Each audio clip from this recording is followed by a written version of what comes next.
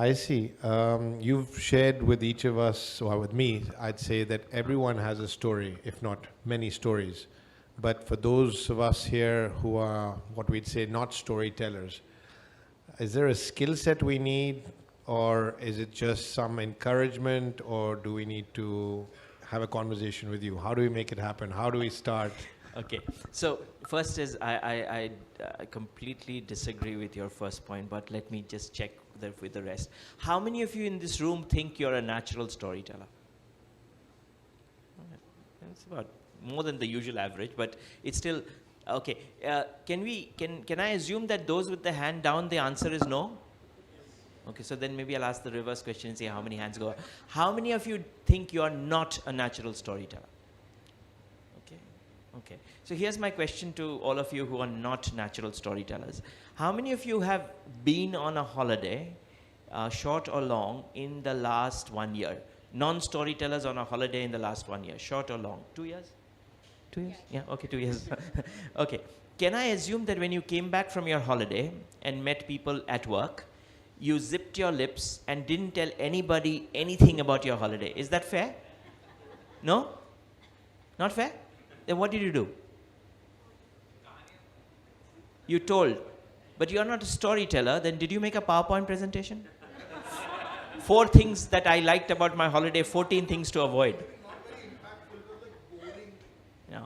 You said something like this, you know what? We had booked it on Yatra.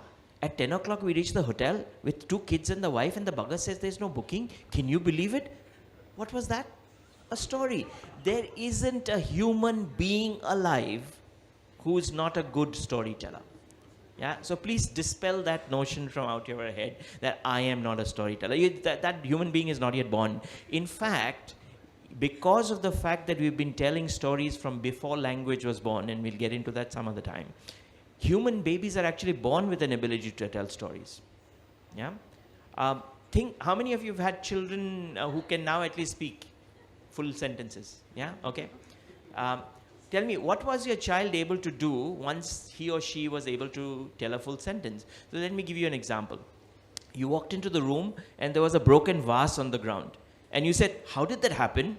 Did they tell you, you know, Mom, Dad, I walked in and I hit the table and it fell? Or did they say, give you some version of, you know, Batman and Superman had come and they were fighting? Which one happened?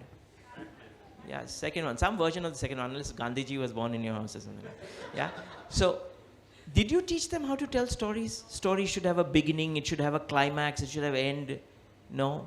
You taught them mathematics, you taught them spelling, you taught them handwriting, but you didn't teach them storytelling. Why? Because we are all born with an ability to tell stories. So first thing out is we are all storytellers, right? Now, what you need to do is 2 things. One is to get comfortable that what you would do otherwise, which is storytelling, is okay in a business environment. Yeah, and that's the first thing that you need to get out. So once you become okay with that, yeah, is when you'll start thinking of how do you build your repertoire, because a lot of work we do in storytelling is not just about telling stories, it's about crafting your messages in the form of a story. All that can happen, but first you have to take off that first belief that I'm not a storyteller. And once you do that, you'll figure out that it's all natural. Yes, there are some things that you do differently in business, and one of the biggest things you do is you don't tell long stories. Yeah, you tell short stories. And there are ways, and again, if you read the book well, there's steps that you can follow to tighten your stories. But I think the first thing is just to believe that you are a storyteller. Fantastic. Thank you.